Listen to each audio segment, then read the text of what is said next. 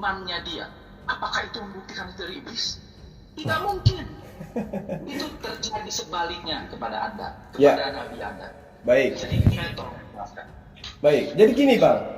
Ketika Anda mengatakan nanti kami akan menjawab bahwa engkaulah yang menyatakan diri kepada Paulus. Ini dasar pijakannya apa? Pengakuan Lukas, pengakuan Paulus yang kemudian bersentuhan dengan Yesus saja kagak? Kan gitu. Lalu kemudian ketika Anda mengatakan masa bisa berubah hanya karena 22 tahun? Lah, pernyataan yang sama kepada Anda juga. Masa bisa Yesus itu mengajarkan hanya kurang lebih 3 tahun kok tiba-tiba Tuhan yang tidak bisa nusul menjadi manusia kok jadi manusia gitu. Ribuan tahun ajaran Musa sampai kepada abad pertama itu diajarkan Tuhan itu gaib, tidak bisa dilihat. Kok tiba-tiba ada Tuhan datang ditampar, diseret, ditonjok, diludahin. Ini konsep apa kemudian yang muncul mengajarkan seperti ini? Anda ingin mengatakan, Yesus sendiri yang mengatakan, kata siapa? Siapa yang melihat Yesus bertemu dengan Paulus? Paulus, Yesus sendiri yang mengatakan datang kepada Yesus. Oh, katanya yang datang setelah dia terangkat itu adalah Rohul Kudus. Kok yang datang malah Yesus? Katanya dia Rohul Kudus ini tidak akan datang kalau aku belum pergi. Berarti setelah Yesus pergi ada sosok lain yang datang. Loh kok yang datang kepada Paulus ketika dia ke Damsik Yesus lagi? Ini iman kayak mana ceritanya nih kayak begini? Aku akan pergi dan aku akan minta kepada Bapa. Tapi kalau aku tidak pergi, Roh Penolong itu tidak datang. Yesus pergi, datang lagi si Yesus. Jadi itu tidak mungkin. Secara logika itu tertolak demi kebenaran. Nah, kemudian datanglah Rasulullah Muhammad SAW. Apa tujuan kedatangannya?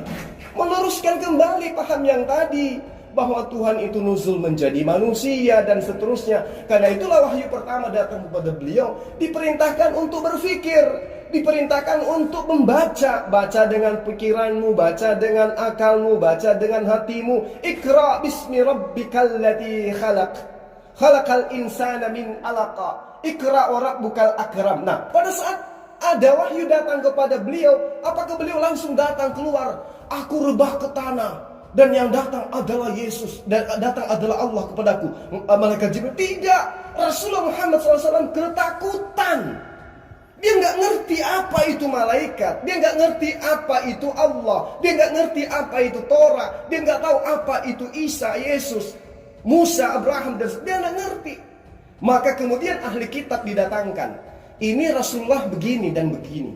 Lalu kemudian waraka mengatakan, oh dia adalah Jibril yang dinubuatkan di dalam kitab para nabi. Dia menafsirkan kitabnya Bani Israel dari bahasa Aramaik, dari bahasa Ibrani ke dalam bahasa Arab. Artinya dia ini ahli kitab. Dialah yang mengatakan itu. Tapi apakah kemudian orang-orang pada masa itu percaya? Tidak. Orang tidak percaya langsung bahwa betul dia adalah nabi. Proses itu berjalan kurang lebih 22 tahun. Barulah kemudian orang-orang ini yakin bahwa dia betul-betul adalah nabi. Dia betul-betul adalah utusan Tuhan. Tidak serta-merta rebah ke tanah. Siapakah engkau Tuhan? Akulah Yesus yang kau aniaya. Kapan dia bertemu kok bisa-bisanya menganiaya Yesus? Lalu kemudian pesan Yesus kepada murid-muridnya, aku akan datang nanti di akhir zaman untuk datang kedua kalinya. Lah ini yang datang ke Paulus ini siapa? Katanya datang kedua kalinya nanti di akhir zaman. Berarti yang datang setelah Yesus terangkat ke langit, datang kepada Paulus itu siapa? Dikatakan Roh Kudus. Oh bukan. Kenapa? Karena kata Yesus di dalam Yohanes 14 nomor 26 dikatakan, ketika Roh Kudus itu datang, dia akan mengingatkan segala perkataan yang pernah aku ucapkan kepadamu.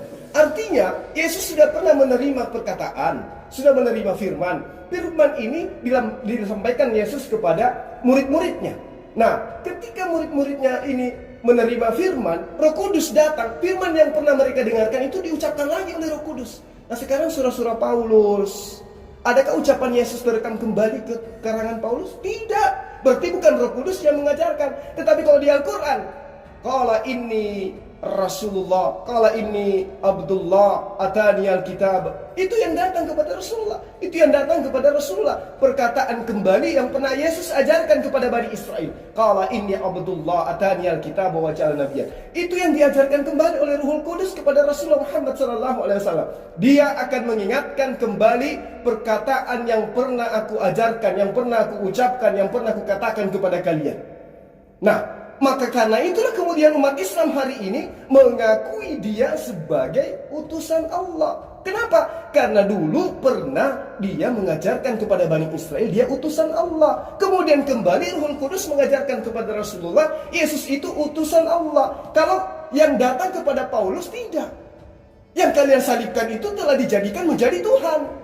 Kapan Yesus mengajarkan itu kepada murid-muridnya?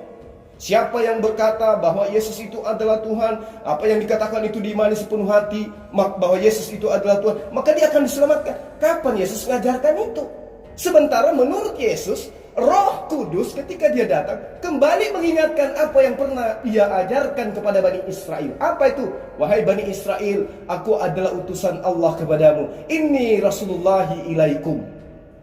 Aku diutus kepada Bani Israel, mengajarkan mereka kembali kepada hukum Taurat. Itu kembali diucapkan oleh esensi yang datang, pribadi yang datang kepada Rasulullah Muhammad SAW. Tapi roh yang datang kepada Paulus mengajarkan Yesus adalah Tuhan, mengajarkan Yesus inkarnasi Tuhan, mengajarkan Yesus pencipta alam semesta yang nusul menjadi manusia. Kapan Yesus pernah mengajarkan itu? Sementara Roh Kudus ketika datang mengulangi kembali ucapan Yesus yang pernah Yesus sampaikan kepada murid-muridnya. Di mana Paulus bisa menunjukkan ada korelasi antara pengajaran Yesus kepada Bani Israel dan korelasi surat-surat yang ada di dalam suratnya dia? Tidak ada, Bang. Tidak ada sama sekali. Karena itulah kemudian saya katakan bahwa umat Islam itu mempelajari kitab sucinya berdasarkan akal, berdasarkan logika dan juga wahyu. Tidak seketika menerima dan mengimani, tapi difilter menggunakan akal, kemudian dizelami dengan wahyu itu sendiri. Begitupun ketika kami belajar tentang kitab Abang, kami pelajari akal menjadi filter pembenarannya, menjadi filter saringannya, kemudian kami lihat kondisi-kondisi di dalamnya nyata bahwa itu bukan kalamullah, bukan perkataan Tuhan. Saya kembalikan kepada Bang Kus, silakan. Ya, baik. Mungkin selama ini Bang Jul ada salah paham. Karena kalau dikatakan Paulus itu pengakuan Lukas, tidak demikian. Karena Paulus itu pernah ketemu dengan Petrus, dengan murid-murid yang lain. Jadi dengan demikian itu saling mengkonfirmasi. Kalau Petrus itu melihat bahwa Paulus itu salah, itu pasti itu akan terjadi pertentangan, bahkan mungkin pertempuran. Jadi mereka hidup itu sejaman.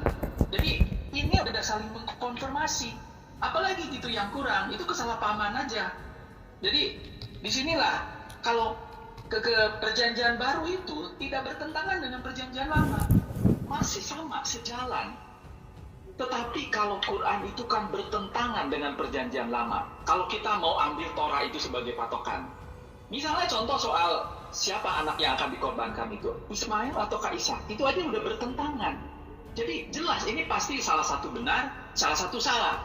Nah, jadi kembali pertanyaannya adalah sebenarnya siapa yang datang kepada Muhammad itu? Kenapa? Karena kalau dia itu memang diutus oleh Tuhan Sang Pencipta, pasti akan sama dengan yang ada di Torah maupun sampai ke perjanjian baru. Gabriel mengatakan Yesus itu Tuhan, dan di dalam Daniel 7 ayat 25 dikatakan Mesias Deprin itu akan mati, artinya itu mati disalib. Tetapi Jibril mengatakan bahwa Isa itu adalah nabi, bukan Tuhan. Jibril juga mengatakan bahwa Isa itu tidak mati. Jadi ini dua hal yang berbeda. Jadi sebenarnya Jibril itu bukanlah Gabriel. Itu bertentangan sekali. Dan itu kalau kita bahas secara detail di dalam kehidupan Maryam dan sebagainya juga jauh berbeda. Makanya saya bisa mengatakan bahwa Isa itu bukan Yesus. Kebetulan aja nama-namanya sama, ya. Jadi di sini kita lihat bahwa siapa sebenarnya yang mendalilkan semua yang Bang Jul katakan soal pedoman hidup, soal bahwa Tuhan itu tidak bisa menampakkan diri, bahwa hanya kepada nabi-nabi sebelumnya menampakkan diri, sedangkan kepada Muhammad tidak. Siapa yang mendalilkan? itu adalah makhluk itu sendiri. Jadi artinya Jibril mendalilkan untuk dirinya sendiri. Dia mendalilkan selama 22 tahun untuk dirinya sendiri. Apakah itu valid? Tidak bisa. Kalau itu didalilkan sejak ribuan tahun sebelumnya kemudian terjadi kepada Muhammad, saya percaya itu terjadi. Tetapi jelas di Genesis 17 dikatakan bahwa Tuhan sudah menolak keturunan Ismail. Tidak mungkin pada akhirnya dia menerima keturunan Ismail. Itu tidak mungkin. Itu sama aja Tuhan menjilat ludahnya sendiri. Kalau dia sudah tahu bahwa nanti nabinya akan datang bernama Muhammad dan itu adalah keturunan Ismail, tidak mungkin Hasyim itu menolak keturunan Ismail. Itu pikirkan coba dengan akal sehat. Jadi dari hal ini aja kita sudah melihat. Saya tidak mau membahas lebih dalam tentang isi daripada kita masing-masing. Saya cuma minta tunjukkan kalau ada Tuhan menyatakan diri kepada Muhammad seperti halnya menyatakan diri kepada Nabi Israel secara aktif. Bukan Muhammad yang datang kepada Tuhan, tetapi Tuhan yang datang kepada Muhammad. Barulah itu valid seperti Nabi-Nabi Israel. Yes, saya akan angkat topi.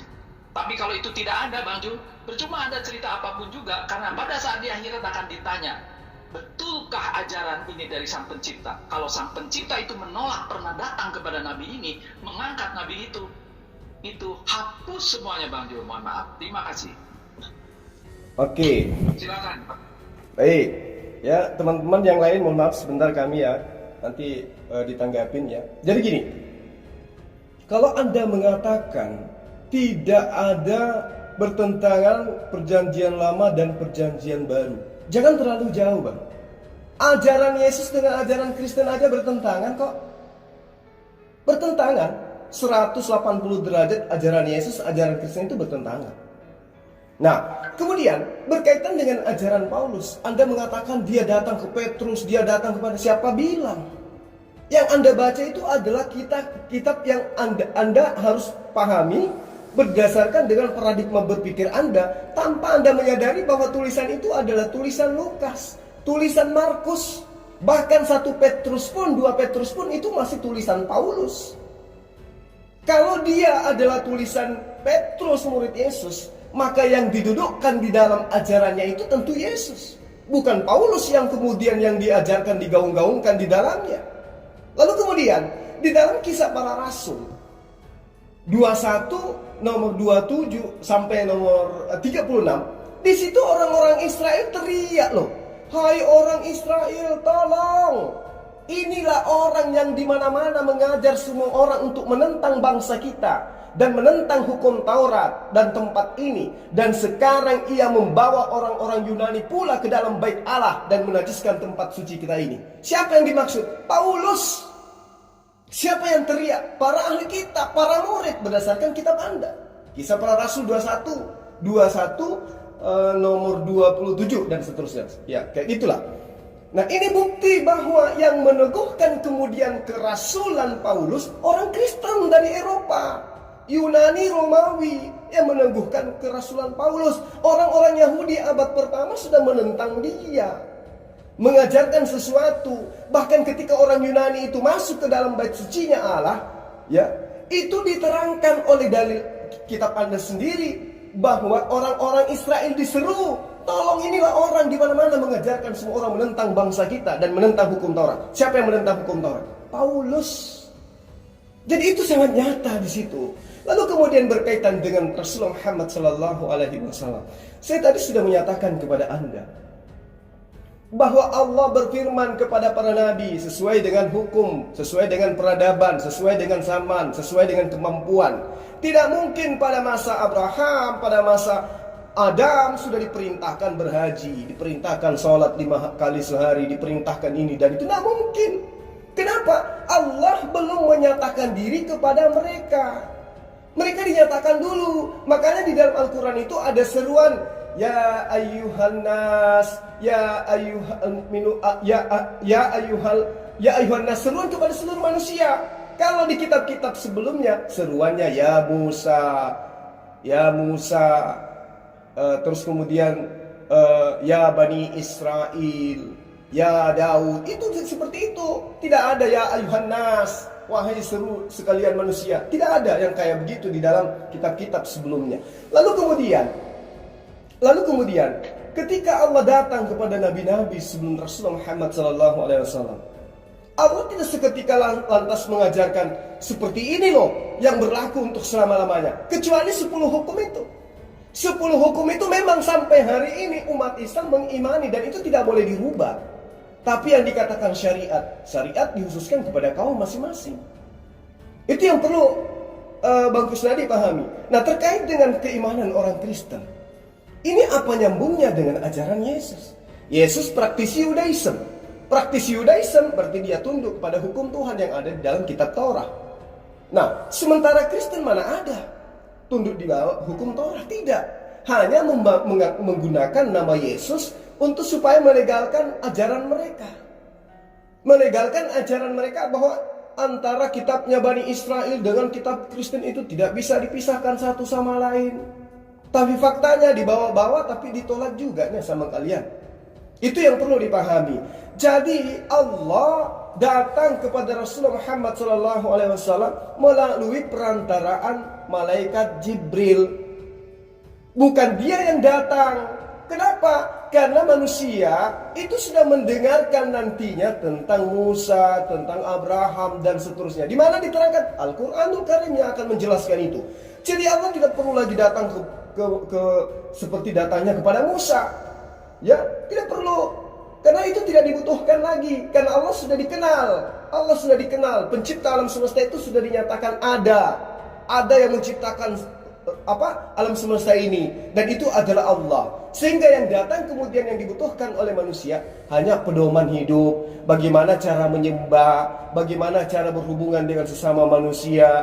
Bagaimana tentang hukum-hukum, keadilan, penginsapan tentang halal dan haram dan seterusnya. Itu yang dibutuhkan oleh manusia. Panduan untuk pencipta alam semesta itu sudah final, yaitu Allah yang maha suci lagi maha tinggi. Anda boleh baca di dalam Yesaya 5 ayat 16 ya. Di situ sangat jelas pencipta alam semesta itu maha suci maha tinggi. Dia adil seadil-adilnya. Jadi tidak mungkin yang maha suci itu kemudian ternodai menjadi makhluk, menjadi lemah dan seterusnya. Tidak mungkin. Jangan nodai kesucian Tuhan dengan mengatakan Tuhan pernah menjadi makhluk mati dibunuh oleh makhluknya sendiri. Jangan nodai itu, karena Allah itu maha suci dari segala hal yang kayak begitu. Allah itu maha tinggi, tidak bisa rendah dia sampai diludahi, ditonjok dan seterusnya. Tuhan itu maha tinggi. Karena itulah kemudian Islam datang memberikan solusi, memberikan jalan, mengembalikan semua ajaran para nabi yang sudah pernah dibengkokkan. Dikembalikan kembali kepada duduk persoalan yang sebenarnya, bahwa kita datang ke muka bumi ini hanya untuk menyembah kepada esensi pencipta alam semesta. Tidak ada yang lain. Jadi kalau ada yang kemudian mengatakan Tuhan datang dalam rupa manusia, nah ini dia. Apa bedanya dengan ajaran Hellenisme? Apa bedanya dengan ajaran politeisme? Dewa-dewa mereka yang tidak nampak menampakkan diri menjadi makhluk, menjadi manusia. Krishna, Horus, Atis dan seterusnya. Apa bedanya dengan ajaran Romawi Yunani? Tidak ada bedanya dengan itu. Cuman kemudian orang-orang belakangan, ya saya katakan saja Kristen, mengambil kitabnya orang Yahudi, terjemahannya kemudian dijadikan sebagai kitab. Mengambil surat-surat orang yang menginginkan Yesus menjadi Tuhan, dijadikan sebagai kitab. Kenapa? Karena politeisme Romawi Yunani, India, Mesir kuno, pada masa pengajaran Trinitas, mereka belum punya kitab suci. Hanya merupakan sebuah pedoman kepercayaan turun-temurun. Tapi mereka tidak punya kitab suci. Begitu ada Septuaginta, mereka terjemahkan ke dalam bahasa yang lain. Itulah kemudian mereka jadikan sebagai kitab suci untuk mengukuhkan, melanggengkan ajaran nenek moyang mereka yang mengakui bahwa pencipta nusul menjadi makhluk. Demikian.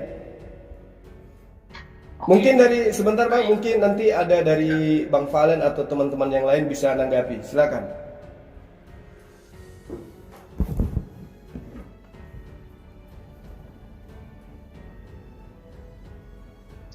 Ayo Bang Kus, silakan Bang. Oke, kalau sekarang dikatakan bahwa Tuhan tidak perlu datang lagi, buat apa dia menampakkan diri? Semuanya sudah terjadi kepada nabi-nabi yang lain. Siapa yang mendalilkan ini?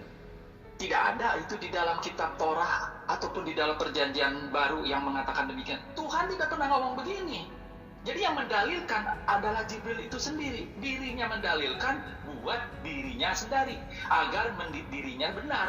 Itu keliru, itu jelas gak valid. Sekarang kalau berbicara soal berhaji dan lain sebagainya, itu kapan Daud berhaji? Kapan Salomo berhaji? Kapan nabi-nabi yang lain? Kalau dikatakan Abraham, ya itu cuma asumsi aja yang dikatakan Abraham pernah ke Mekah. Makanya saya katakan bahwa Abraham dengan Ibrahim itu adalah dua pribadi yang berbeda. Kebetulan aja namanya sama.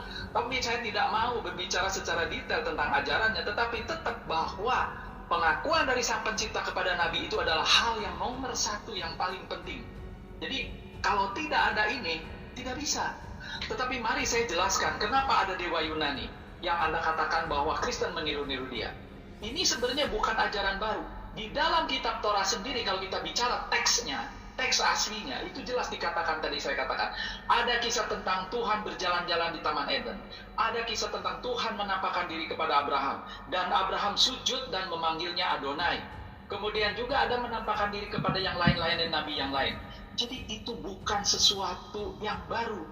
Dan itu hanya terjadi kepada Abraham, kepada sekelompok orang kecil tertentu, yaitu kepada bangsa Israel akhirnya. Jadi di luar bangsa itu mereka ngiri gitu, kok ke tempat saya nggak menampakkan diri. Katanya Tuhan menampakkan diri sesuatu yang imanen. Maka muncullah ajaran-ajaran Yunani yang meniru-niru. Ada dewa Zeus, ada dewa seperti ini, yang dan lain sebagainya. Itu adalah secara logis sangat wajar terjadi di bangsa lain. Mereka mau meniru-niru.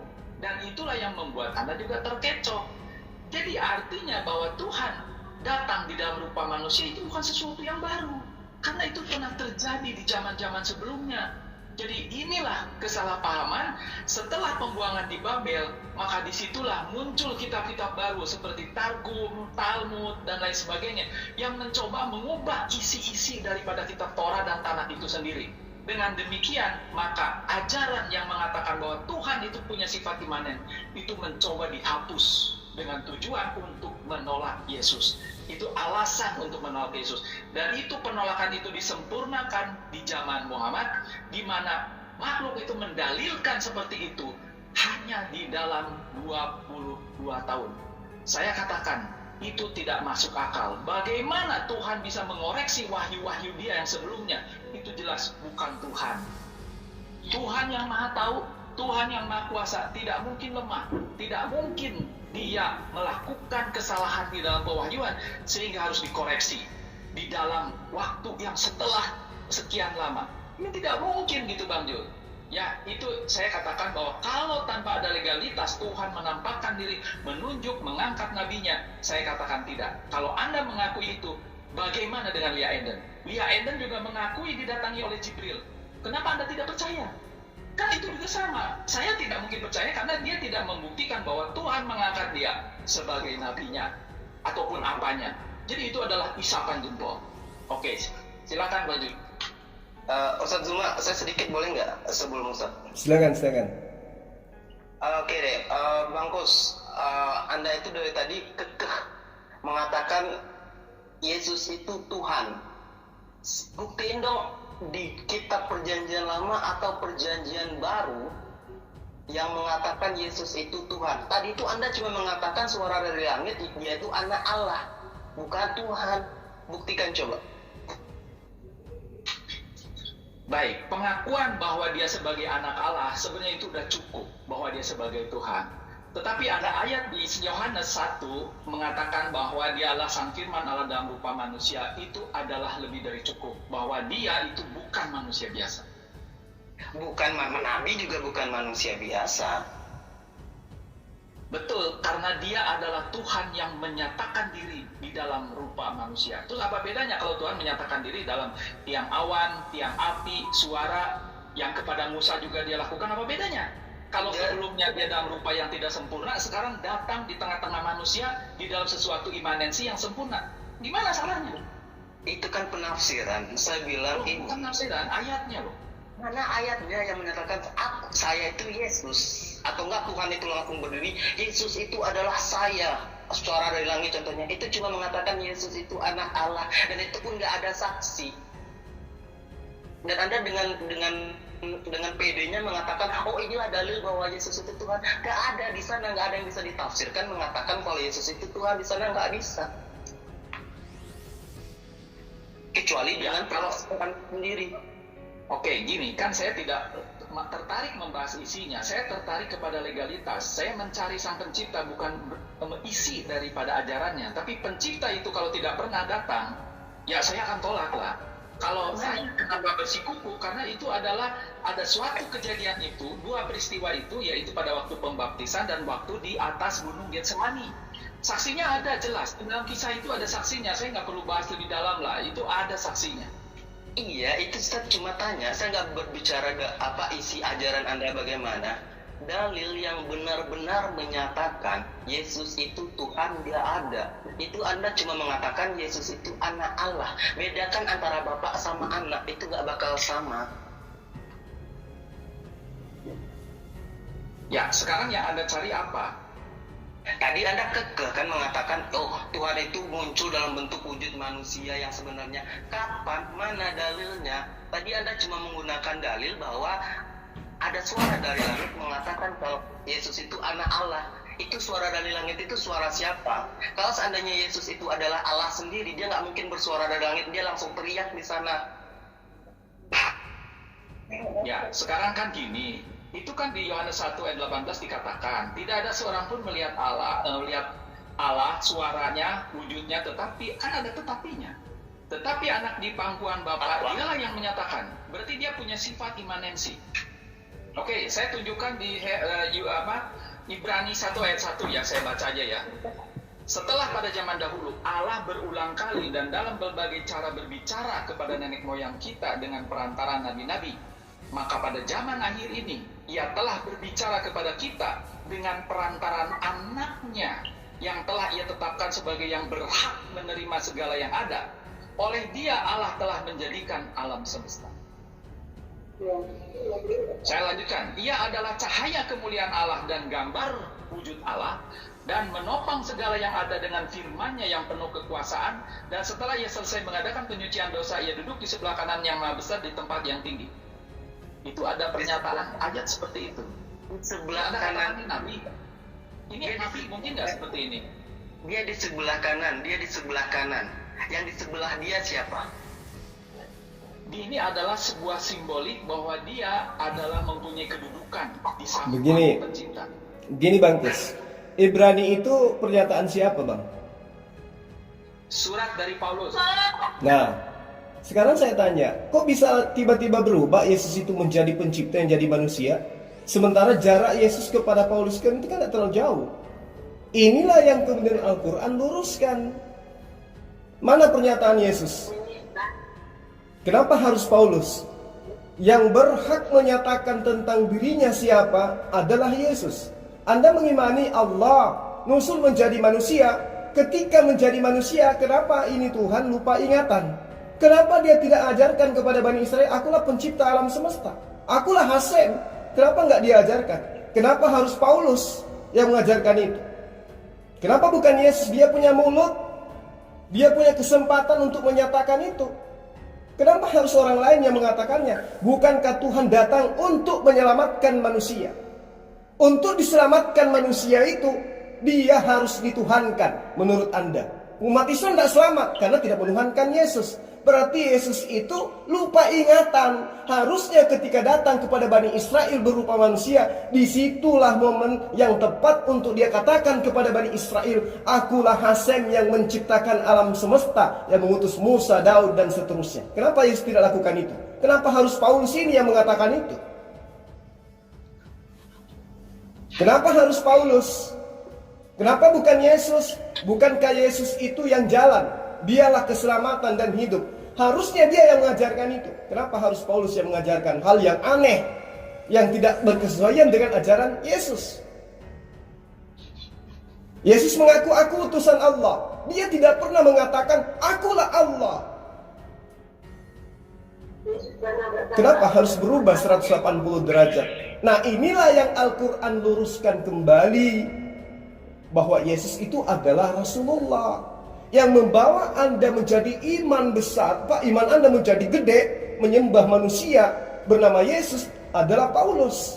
Kenapa bukan Yesus yang mengajarkan Anda dalam konsep iman itu? Kalau menyembah Yesus adalah Tuhan pencipta alam semesta, harusnya Yesus yang mengajarkan itu, bukan Paulus. Kenapa? Karena Tuhan sudah nusul menjadi manusia. Apa tujuannya datang? Untuk menyelamatkan manusia. Agar manusia selamat, kudu wajib dia mengakui Yesus itu adalah pencipta alam semesta. Siapa yang pantas mengajarkan itu? Yesus. Apa dasar datanya? Aku tidak berkata-kata dari diriku sendiri. Apa yang aku katakan adalah apa yang diperintahkan untuk aku katakan, aku sampaikan. Paulus mengajarkan Ibrani 1, nomor 1, atas dasar apa? Yesus aja yang utusan tidak berkata-kata dari dirinya sendiri. Paulus berkata seenaknya aja. Yesus adalah firman. Dia adalah firman itu sendiri. Karena dia diciptakan segala sesuatu. Kata siapa? Kata Paulus. Mana kata Yesus yang mengatakan hal yang sama? Ada? Tidak ada. Karena itulah saya katakan iman Anda besar, tapi tidak berdasar kepada pengajaran Yesus. Satu hal yang ingin saya katakan kepada Bang Kusnat, tolong Anda cermati lagi di dalam perjanjian lama. Yeremia 23 nomor 15 sampai nomor 17. Sebab itu beginilah firman Tuhan semesta alam mengenai para nabi itu. Sesungguhnya aku akan memberikan mereka makanan ipu dan minum racun. Sebab dari para nabi Yerusalem telah meluas kefasikannya ke seluruh dunia, ke seluruh negeri. Beginilah firman Tuhan semesta alam. Janganlah engkau mendengarkan perkataan para nabi yang bernubuat kepada kamu. Mereka hanya memberi harapan yang sia-sia kepadamu dan hanya mengungkapkan penglihatan rekaan hatinya sendiri, bukan apa yang datang dari mulut Tuhan. Paulus berkata dengan firman Tuhan ke dia. Lalu kemudian Paulus itu masuk dalam kategori nabi Yerusalem ke dia. Dia mengaku sebagai seorang nabi berdasarkan apa yang diberitakan oleh Lukas kisah para rasul 13. Dia masuk ke dalam daftar nabi-nabinya orang Kristen, dan dia adalah orang yang berasal dari keturunan Bani Israel. Berarti Yeremia ini nampar. Dia mengajarkan kefasikan, mengajarkan menyembah kepada Yesus, di mana apa yang diajarkan itu tidak bersumber dari kalamullah, firman Allah, tapi berdasar kepada mulutnya sendiri. Aku berkata bukan berdasarkan firman Allah, berkata sesuai dengan orang bodoh yang ingin berkarya. Di dalil 17 yang dikatakan, mereka selalu berkata kepada orang-orang yang menista firman Tuhan, kamu akan selamat, kamu akan selamat. Dan kepada setiap orang yang mengikuti kedegilan hatinya, mereka berkata, malapetaka tidak akan menimpa kamu. Jadi orang-orang Kristen itu mengaku tidak akan menimpa dirinya malapetaka karena mereka sudah melakukan hal yang benar. Ya, mereka menolak apa yang Yesus pernah ajarkan kepada Bani Israel. Bahkan dengan beraninya Yesus mengatakan, dengan matinya Yesus mereka dibebaskan dari kutuk Taurat. Sejak kapan orang Bani Israel mengakui bahwa Taurat itu adalah kutukan? Firman Allah yang adalah merupakan jalan manusia Israel kembali kepada penciptanya dikatakan sebuah kutukan. Dan Yesus disebut mati dengan terkutuk. Coba, ini dari mana ajaran ini? Ajarannya dari Paulus dan kru. Yesus sebagai sumber, adakah dia mengajarkan demikian? Adakah dia mengajarkan seperti apa yang diajarkan oleh Paulus? Akulah firman. Jangan terlalu jauh dulu. Pernah tidak Yesus mengaku, akulah firman? Tidak pernah Yesus mengaku firman. Yesus mengaku penyampai firman. Bahkan sebagai penyampai firman, Yesus itu memegang aturan kuat, pesan Allah kepadanya, sampai dia mengatakan, aku tidak berkata-kata dari diriku sendiri. Apa yang aku katakan adalah apa yang diperintahkan oleh Tuhanku untuk aku sampaikan dan aku katakan. Valid. Maka dia adalah penyampai firman. Dia adalah nabi. Dia adalah rasul. Yang menjadi rasul adalah Yesus, bukan Paulus. Paulus iki siopo? Kita nggak tahu. Tidak ada data akurat Yesus pernah bertemu dengan Paulus. Tidak ada data akurat. Lalu kemudian ajarannya juga tidak pernah Yesus ajarkan sebelumnya. Ketika Yesus mengatakan dalam Yohanes 14 nomor 26 bahwa Roh Kudus ketika datang mengingatkan kalian apa yang pernah aku ajarkan, apa yang pernah aku katakan kepada kalian. Yesus, coba apa yang dikatakan oleh Paulus? Coba kita cari lagi. Di mana tertulis di pernyataan Yesus bahwa dia pernah mengatakan akulah firman, karena akulah diciptakan segala sesuatunya. Tidak ada. Tidak ada konsep itu diajarkan oleh Yesus kepada murid-muridnya. Kok tiba-tiba ada Paulus mengajarkan hal yang berbeda gitu loh. Kalau Rasulullah Muhammad SAW Anda katakan 600 tahun kemudian 22 tahun mengajarkan menyembah kepada Allah. Nah itu yang dikembalikan kepada ajaran para nabi. Makanya Yudaism hari ini ketika ditanya, kira-kira menurut antum semua, menurut anda semua para praktisi Yudaism, ketika melihat konsep ajaran agama Islam, kira-kira yang mendekati kepada kebenaran ajaran para nabi, menurut hitungan Judaism, Kristen apa Islam? Mereka akan tanpa malu-malu dan dengan gagah beraninya mengatakan Islam. Karena menyembah esensi yang sama dengan esensi yang kami sembah. Coba. Lalu kemudian ketika Anda tadi mengatakan Ismail itu dikutuk dan seterusnya, kemudian yang dikorbankan itu adalah Ishak bukan Ismail. Tunggu dulu. Anda mencoba untuk mengkritisi Quran dengan menggunakan kitab Anda. Sementara Al-Quran datang tujuannya untuk mengkritisi kitab Anda. Anda justru mengkritisi Quran menggunakan kitab Anda. Ini titik kebenarannya jangan dibalik. Selama-lamanya yang datang itu mengkritisi yang lebih dulu, bukan yang ada mengkritisi yang belum ada. Yang ada inilah yang mengkritisi yang lebih dulu lebih ada. Layaknya Orde Lama, Orde Baru, Reformasi, masing-masing mengkritisi yang lebih dulu. Bukan justru kemudian kitab Anda yang Anda jadikan sandaran untuk mengkritisi Quran. Tidak seperti itu logikanya. Al-Quranlah yang mengkritisi, yang meluruskan, memberi peringatan. Ini loh yang diajarkan oleh Allah yang benar kepada Nabi Musa, yang diajarkan kepada Yesus, yang kemudian dibengkokkan oleh orang-orang yang menginginkan ajarannya Romawi Yunani langgeng dengan masuk ke dalam pengajaran para nabi Bani Israel. Sekira begitu Bang. Jadi kembali kepada yang tadi, Anda boleh tidak beriman kepada Quran dengan alasan, dengan berbagai macam alasan seperti yang Anda torehkan tadi. Tetapi tolong Anda tanya sendiri kepada diri Anda, siapa yang datang kepada Paulus? Siapa yang datang kepada Lukas mengajarkan konsep-konsep sehingga melahirkan ajaran Kristen hari ini? Adakah Yesus mengajarkan itu? Nah, lalu kemudian, terakhir dari saya ya. Lalu kemudian, ketika Anda menceritakan banyak saksi, melihat Yesus begono, melihat Yesus begini, yang menyatakan itu sebenarnya jangan Anda. Yang menyatakan itu adalah keturunan daripada Yakobus, keturunan daripada Maria Magdalena, keturunan daripada Petrus, keturunan daripada Andreas, keturunan daripada Simon. Itu yang harus menyatakan itu.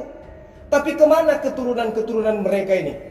Jika benar mereka menjadi saksi, ada suara dari langit, Yesus berkenan Allah kepadanya dan dia adalah Tuhan. Keturunannya lah yang hari ini menyembah kepada Yesus. Bukan Anda dulu, mereka dulu. Tapi kemana mereka ini? Kok habis keturunan ini? Layaknya Rasulullah Muhammad SAW datang kepada Bani Ismail, bangsa Arab. Di mana kemudian Islam itu bertumbuh dan berkembang awalnya? Di tempat dia lahir, di tempat dia berdakwah, di tempat di mana risalah kenabiannya itu disampaikan. Yesus Tuhan. Di mana dia menjadi Tuhan? Disitulah seharusnya pusat orang-orang yang menuhankan Yesus, bukan dari Eropa. Tapi ini apa yang nyata kemudian? Apa menyebabkan itu? Konsepnya adalah sebelum Yesus tercipta di atas muka bumi ini, penyembahan terhadap dewa yang nusul menjadi manusia itu sudah ada diimani secara turun-temurun oleh penjajah tanah Israel kala itu. Siapa? Romawi, Yunani. Maka jangan heran kemudian hari ini kita melihat Kristen itu dari sana gelombangnya, bukan dari Yerusalem. Bukan dari Yerusalem, tapi datangnya dari Vatikan, datangnya dari Eropa. Yang membawanya ke sini bukan para rabi-rabi Yahudi yang bawa ke Indonesia Kristen itu. Yang bawa adalah tentara-tentara dari Eropa, Belanda, Portugis dan seterusnya. Mereka yang membawa. Apa keturunan daripada Petrus, Simon, Maria itu lari ke sana semua meninggalkan tanah Yerusalem? Tidak. Mereka masih punya bait suci. Mereka masih ada sinagoge, mereka masih punya kitab, mereka punya salinan-salinan kitab suci mereka. Keturunan mereka inilah yang seharusnya mengajarkan ajaran Kristen nyembah kepada manusia, sekiranya ajaran Kristen itu benar-benar berasal daripada Yesus. Faktanya tidak. Hari ini Anda mewakili orang-orang Eropa untuk mendudukkan Yesus menjadi Tuhan. Anda tidak mewakili orang dari Timur Tengah untuk mengajarkan Yesus yang adalah manusia untuk menjadi Tuhan. Tidak. Timur Tengah mengajarkan pencipta alam semesta itu hanya satu, Allah, Hasem, Yod, He, Vav, He. Dialah yang mengutus para nabi. Kalau hari ini Anda menolak kenabian Rasulullah Muhammad SAW, silakan. La ikraha fiddin, tidak ada paksaan untuk itu.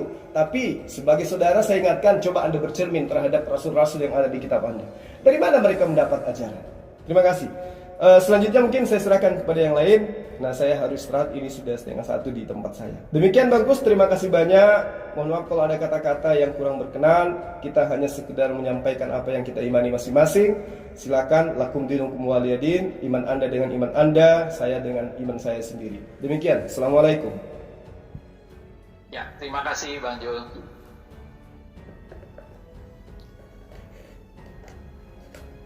Oke, kalau misalnya belum ada yang nanya, saya mau ringkas saja bahwa iman Kristen itu adalah berdasarkan kesaksian. Saya mau nanya deh, gue mau nanya.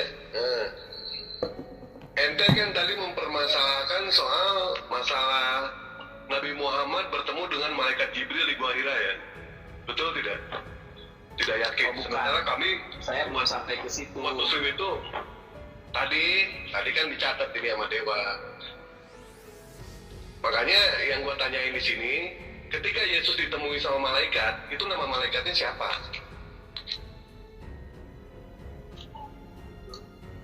Saya tidak bisa menjawab karena tidak diberitahu oleh Berarti rasul-rasul. bukan malaikat. Ente tadi berusaha untuk menghujat kalau yang ditemuin sama Nabi Muhammad di Gua Hira itu adalah bukan Jibril. Sementara kami umat Muslim diberikan petunjuk. Tetapi ketika Yesus ditemui sama malaikat, nama malaikatnya aja ente tidak tahu siapa. Gue nggak yakin itu malaikat. Kenapa? Namanya tidak jelas. Tapi yang gue yakin itu genderuwo pasti itu. Tadi ente mengatakan lagi di dalam perjanjian lama tidak bertentangan dengan perjanjian baru. Berantakan itu pertentangannya. Silakan buka di bilangan 23 ayat 19. Allah bukanlah manusia sehingga ia berdusta, bukan anak manusia sehingga ia menyesal. Yesus itu manusia, Yesus itu anak manusia. Mana mau diterangin semua sih itu pertentangan antara perjanjian baru dengan perjanjian lama? Berantakan itu. Ya silakan Bang Julius. Oke. Nah kira-kira lagi mau nambahin sebelum saya rasa udah cukup karena udah malam juga. Dari Bang Valen nih, ada yang mau disampaikan? Ya udah dijelaskan sama senior kita Ustadz Juma ya. Saya kira udah cukup jelas. Lanjut Pak Pendeta MC. Kalau dari Penatua saya masih dulu. Oh, iya. Lanjut. Lanjut Pak Penatua tapi kan lebih muda dari gua. Oh ya, silakan satu dulu kalau mau closing. Ya closing aja. Ini gua buat Ikhwan Villa di live chat. Kita melihat berbagai macam diskusi ya.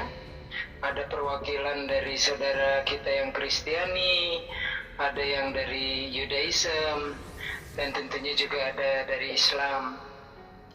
Sebenarnya apa yang dikatakan oleh Satria Injil atau Bung Kusnandi itu sudah ada ya di dalam Al-Quran.